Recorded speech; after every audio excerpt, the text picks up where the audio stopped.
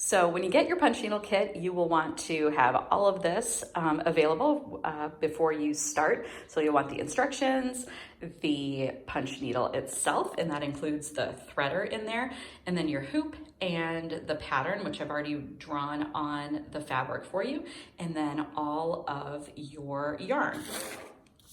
When you look through the instructions, the second page will have your pattern. And then what I've done is just kind of given you a suggestion about where to start punching and what color to start punching. So for the flower, I would start with the yellow part in the middle. Then I would go to all of the pink part and do the flower itself, and then do the background. And generally that is the way that I've had the most success with punching patterns. So starting with the smallest, and then moving to the bigger pieces, and then finally at the very end doing the background.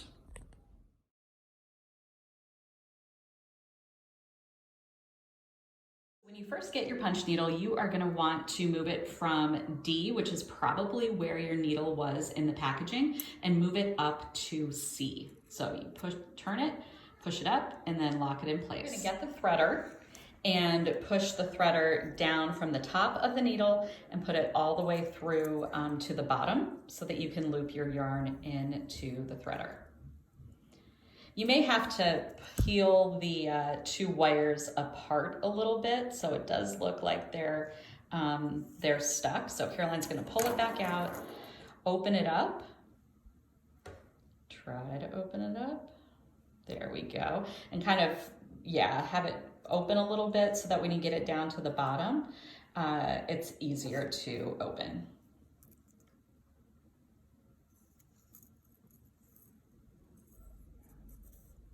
Okay, let's see, did you get it?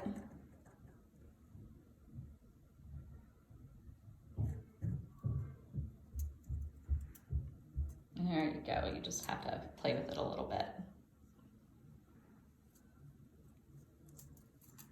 So you put the yarn through the loop. You're going to want to pull more than that, Caroline. There you go.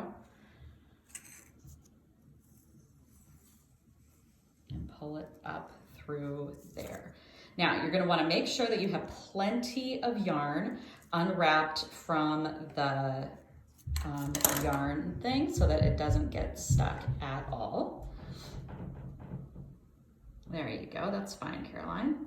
Okay, so after you get the yarn up through the needle, then you would need to put it through the little eye of the needle. Caroline will put the threader in, put the yarn through the hoop, or the little loop in the threader anyway.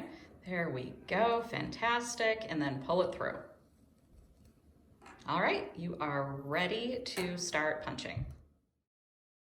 Caroline starts punching. I'm going to show you how much yarn. You're definitely going to want a lot of this yarn to be available because anytime it gets pulled at all, the loops are going to come out. So Caroline's going to start with the yellow since that's the smallest part of this design, and she's going to pick a spot on the outside of the circle and punch it through. The very first stitch, you punch it through, and then she pulls the, what we call the tail out of the fabric on the back side and lets it go like that, flips it back over, and then pulls the needle out slowly, finds the front part, which is that kind of angled part, and makes sure that that's in the front of kind of guiding where she's punching.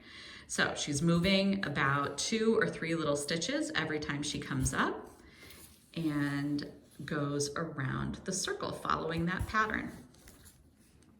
The pattern seems dark, but you are not going to be able to see this at the end of your project. So don't worry about that. You'll want to stitch pretty close together as you go around, and all of that pattern will kind of fade away.